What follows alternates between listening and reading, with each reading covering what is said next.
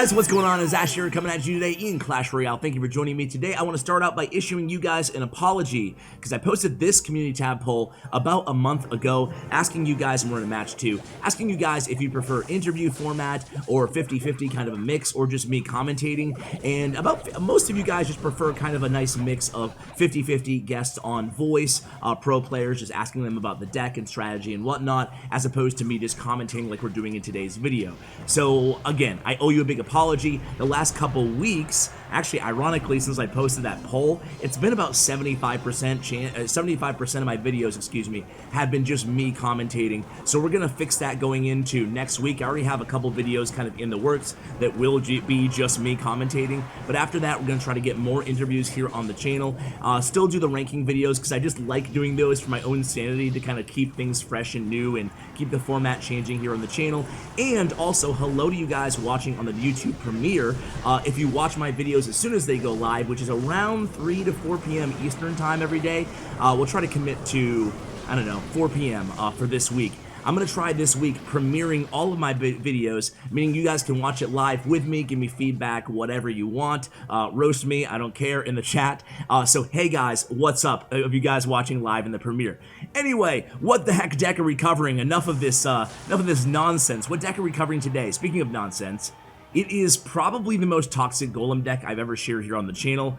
I love you, Naythenyolo, the guest in today's video. He's been rocking this deck for years. I mean, this guy has been playing this same deck for a long time. And I first recognized it back when I was streaming, which I hope to do so again kind of soon. Just been so busy lately and trying to make time for family and stuff. But the whole thing is he used to always play this deck and frustrate and annoy the hell out of everybody in my tournaments on a daily basis, because this deck is so annoying to go against with the Minion Horde, the Dark Goblin, the Skarmy, the Executioner, and Night Witch. All of those cards the opponent can be using their big spell on. So it's just they have to pick and choose, and it's just so unbelievably frustrating to go against. So you guys, you can play the deck, you know, play it, but don't blame me if you play against it, because boy is it going to be frustrating. But yeah, I just had to share it with you guys because it's also really fun to play. Now, this is a heavier Golem deck at a 4.1 average elixir cost, and nice job with the Dark Goblin on defense there. Dark Goblin is so good against Graveyard. Dark Goblin and Magic Archer, because you can put them out of poison radius behind that King Tower, and a good job kind of enveloping all that baby D with all of those minions. Now look at the Golem on the tower in the left lane. I didn't even know if he missed the pull with that furnace. Either way, Golem solos that tower. I guess he had help from one bat, so what a way to start the video. Let's talk about the deck and focus more on the play-by-play in the next match. Alright guys, here we go against J King in match number 2. So want to know to start the video. Sounds good. So what are you doing with this deck? How are you playing it? Well, be toxic, rule number 1. Wash your hands afterwards, rule number 2. Sanitize your device, rule number 3. I don't want to pick up my device because I don't want it to detach. And then pick your nose. This guy, J King, knows what's going on. J King God, I guess is his name, right? But anyway, no, seriously, this is going to be a slow deck, right? Defend, and you have plenty of tools to defend with this deck. Of course, you have exenado, one of the most powerful defensive combos in the game, and you have Dark Goblin, who I've always thought is kind of underrated. And this match is really, this is just enthralling right now. But let's talk more about the deck. Dark Goblin, I've always felt like Dark Goblin is slightly underrated on the defensive side of the arena. This guy's really distracting me by his picking his nose emote right now. And, and then you have the Minion Horde and the Skarmy. Just be careful, obviously, with those two cards. Now, the opponent just used the log to start things out. Thank God I didn't have to vamp another whole minute in this video. So we immediately attack with the Skarmy. And hey, Skarmy picks up like 400 HP off of that left tower. Here comes a Ram Rider by the opponent, but no worries. We have the Minion Horde, the Zap, and the Dark Goblin all down on defense. But hey, that I almost did it again. The Firecracker does connect for a little bit of damage to that right tower. So the opponent does have the damage advantage, and the elixir is basically even. That Ice Golem is like, guys, I got this. I'm going to tank this right tower myself, taking it down below 3,000 HP with about 20 seconds remaining here in single elixir time. Here come the bats in the back. We go with the Golem in the back with 15 seconds remaining here, and a big pressure push coming in from the opponent. Last second on the Skarmy. No predictive log is down from the opponent.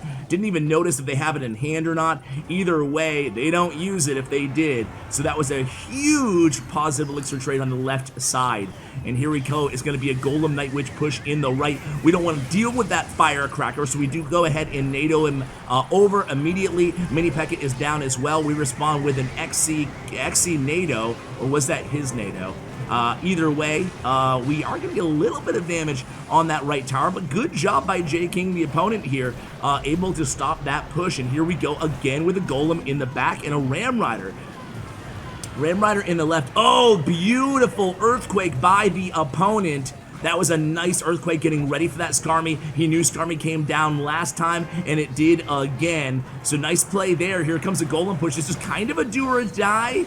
I mean, a couple Earthquakes and a couple logs on our right tower, or a Ram Rider connection will take it down. And NATO comes down. This is going to be a big push. Trading NATOs here are both players. The Golem won't get to the tower because of that mini P.E.K.K.A. The Golemites will, however. We attack with the Minion Horde. So Minion Horde down, Ice Golem's down. Nothing in the opponent's deck to stop this right here, guys. NATO is played, but it's too late. We pull out the victory there at the last second. It's 2 in a row. Let's go into match number 3. All right, guys, here we go against Eduardo, match number 3 here. Man, I thought we might lose that after that Ram Rider connected to the left tower, but you guys can see how the beauty of this Golem deck, and I'm not going to lie to you guys, most of you probably already know this, but the state of Golem in Clash Royale is not that great right now. I mean, the traditional Golem decks are just not working that effectively. You don't see them in Gamer G. We didn't see like any, if maybe like 1 or 2 Golem decks, if any. And then, you know, on top ladder, we don't see Golem. The only Golem deck that's being played on top ladder right now, besides this one right here in this video, is just the Bomber, the Golem Bomber deck. So here we go. The reason we start out with Golem, obviously, there is because the opponent invested 5 elixir with that bowler in the right lane. So I can only imagine they're playing, I don't know, well, who knows, right? They've got Fireball, Arrows, Barbarians, and Bowler. I think when I see Bowler, I think Graveyard. I'm sure you guys do too. But, or I think like the Anaban Freeze deck, but I did not expect this. I did not expect a Inferno Dragon and Royal Giant to be dropped there at the bridge. But hey, we kind of got this on lockdown, the defensive end. Royal Giant did get a shot or 2 on that right tower, but still able to mitigate damage. The elixir is pretty even, actually. After those archers, it's not even. We have a nice elixir advantage. We're going to eat that archer in the right tower, and now probably reload with the Golem here, knowing that we do have a 3 elixir advantage or so. Let's see. And he does drop that Golem. So here comes the Golem behind that King Tower. Can the opponent stop it? They have plenty of assets in their deck to do so. They got Barbarians, they got Inferno Dragon. They start out with the Bowler. How can we break through this deck is the question I will pose to you guys. I guess what we have to do is use our exenado and use our Minion Horde very adeptly here. He doesn't know we have Minion Horde yet. We have not used that card, and this is one of those decks that, you know, when you play it, a lot of times your opponent is going to have no clue in terms of what is in your deck. Dark Goblin, Minion Horde, what? Arrows do come down. The problem is, how do we get our Minion Horde even played in this matchup, seeing as how he has Zap, Arrows, and Fireball? It's a triple spell Royal Giant Bowler Inferno Dragon deck. What is this? All right, 35 seconds remaining. Eduardo gives the choke emote. And we go again with that Golem in the back. Eduardo not a fan of pushing opposite lane. He feels like he has enough tools in his kind of toolbox here to stop us on these Golem offenses. So here we go. It's got Executioner immediately down. We pull everything back. The Inferno, okay, Zap comes down to reset that Inferno D, and then arrows come down by the opponent. So now we can actually play the Minion Horde. He doesn't have enough to cast the Fireball right away. Instead, he goes with a Zap. We have that Golem on the tower. However, the minions, oh, they stay alive. Minions clean up on those archers, and all of a sudden, we get some serious damage to that right tower. The opponent still has the damage advantage here, though, with about 48, 47, 46 seconds remaining until triple elixir time, where I think the advantage will turn in our favor because we have a heavy Golem deck with the exenado in there. Plenty of tools despite all his spells. So nice Dark Goblin here. Let's see if arrows come down on this. They do. Oh, they missed the Dark Goblin. Oh no, that's GG's. That's GG's. Even if they didn't miss that Dark Goblin, Minion Horde attack, Minion Horde, they had no spells left for us. GG's, that's 3 in a row. Dude, nay. You're killing it, man. Be right back, guys. All right, guys, here we go against X-Hulk, match number 4. I'm just going to let him run with it. I'm going to make this video, I don't know, a little bit on the longer side, maybe towards like a half an hour or so, because I just want to watch, since this is such a never sure a tech like this one, newsflash, I kind of want to get as many matchups as possible. It looks like we're going against P.E.K.K.A here because, let's be real, what other deck in the game? Oh, crap, forget it. I stand corrected. Big mouth YouTuber opens his mouth too early again, right? Because I was like, what other deck than P.E.K.K.A plays the Royal Ghost? And immediately we see Flying Machine.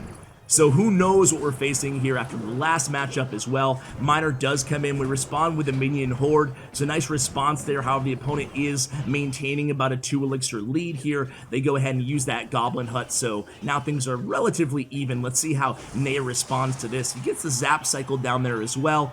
And more chickens coming down. The Heyday. A lot of Heyday fans out there. I think that was that the Heyday?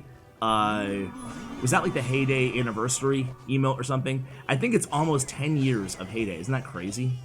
It's insane.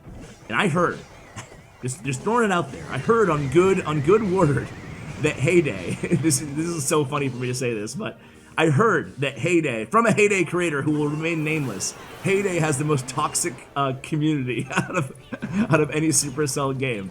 I guess they get really serious about those neighborhoods in their, not to make light of the game, it's a great game, I'm sure. But anyway, it is a P.E.K.K.A deck. It is a P.E.K.K.A deck, just not the P.E.K.K.A bridge spam deck that we thought it would be. So, you know, stay away, you toxic Heyday players. Stay away from my awesome community here in CR. Okay.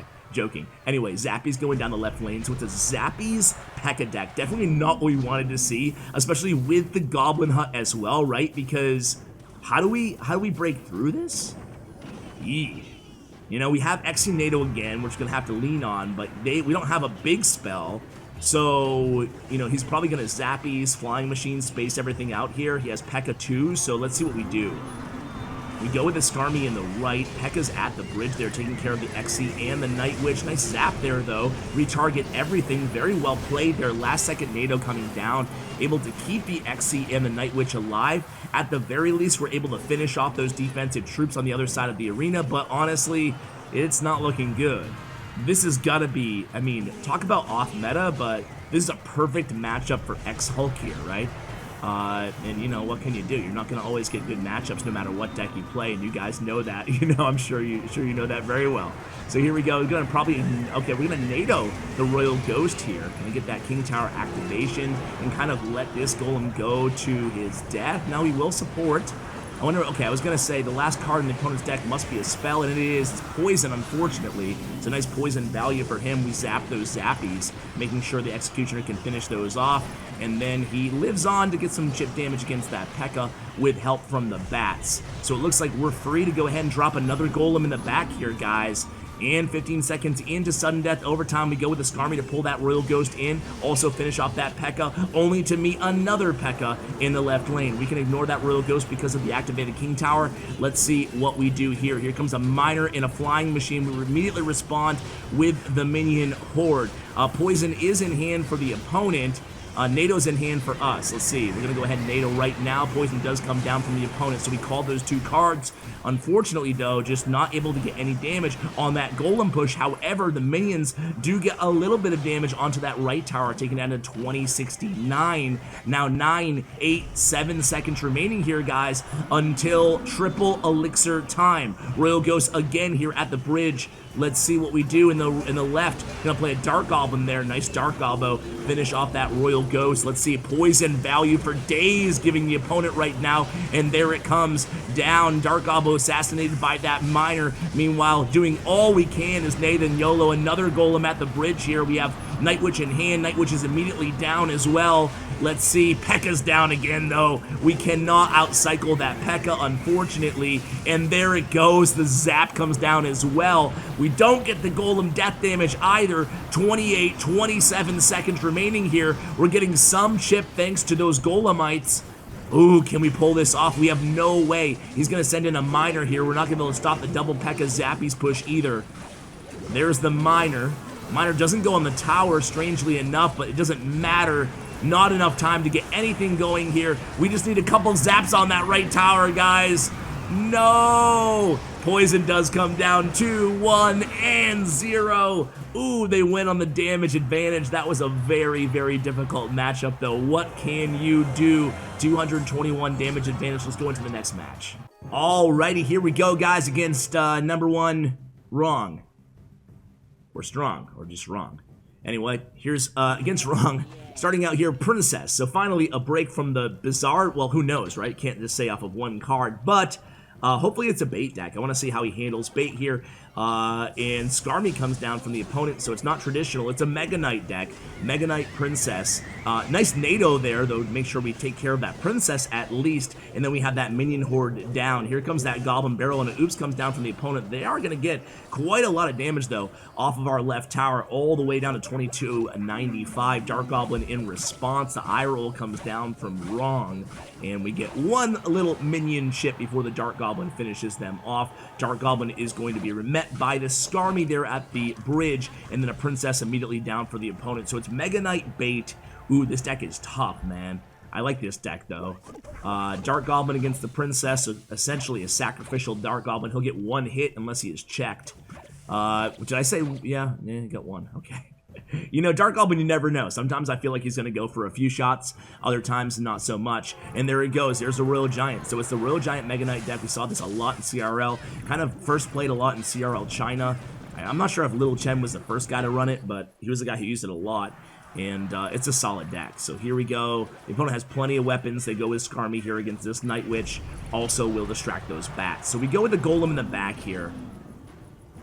So the opponent's going to want to Mega Knight probably, like with a Princess or Dark Goblin in the back, and then start loading bats, Skarmy. Oh, Princess is the last card too, jeez.